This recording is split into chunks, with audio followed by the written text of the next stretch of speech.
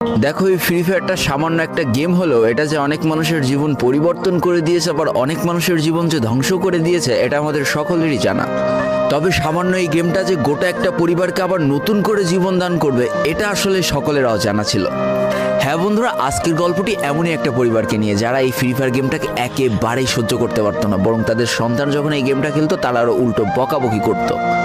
আর ভাগ্যের কি অপূর্ব লীলা খেলা, তখন সেই গেমটা আজকে গোটা পরিবারটাকে বাঁচিয়ে রেখেছে। আর এখন তার বাবা মাও উৎসাহ দেয় তাদের সন্তানকে যে ফ্রি ফায়ার খেলো। এজন্যই চলো জেনে আসি আসলে কি এমন ঘটেছিল ওই পরিবারটার সাথে। তো বেশি ব্যাকপ্যাক না করে ছোট্ট একটা ইন্ট্রো দিয়ে আজকের ভিডিও শুরু করা যায়। তো আজকের গল্পটা শুরু হতে চলেছে ছোট্ট একটা গ্রামের ছোট্ট একটা পরিবারকে নিয়ে।